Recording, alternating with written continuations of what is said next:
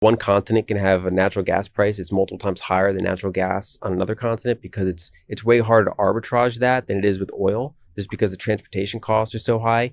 And power is a similar way, which is, you can't just magically teleport spare power to where there's a need for power.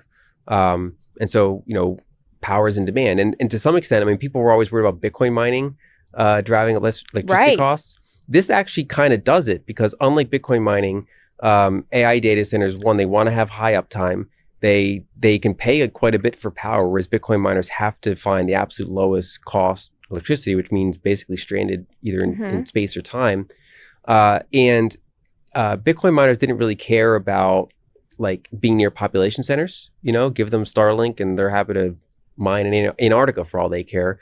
Whereas data centers for AI, all else being equal, they prefer being closer because it reduces their latency. So we actually do see an issue where they do compete with, industrial and residential prices in many cases. I mean, whenever you have a rapid change, there's dislocations. I think eventually the market figures it out.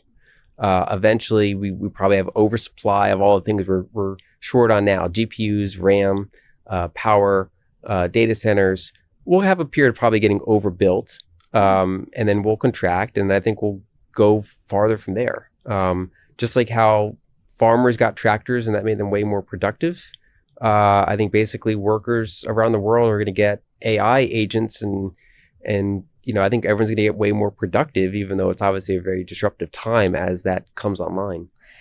It's been really interesting just to see how much more these companies, especially the big ones, have to spend on CapEx, and those announcements being made. That's also driving some of the I think, market volatility as well. But to your point, I mean, the AI transition that we're going to is going to be fascinating, because some people look at it with a lot of fear that it's going to create deflation and mass unemployment. And others say, no, it's just going to shift the jobs, create new jobs that never existed before that we couldn't even predict.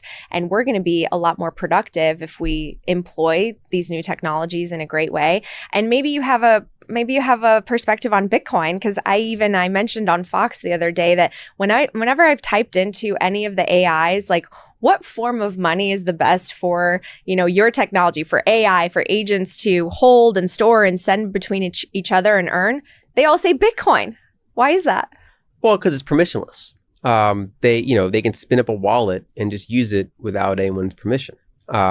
Whereas, I mean, an AI is going to have trouble KYCing for a bank account, and whether it's Bitcoin, I mean, to some extent, stable coins as well, if they want kind of shorter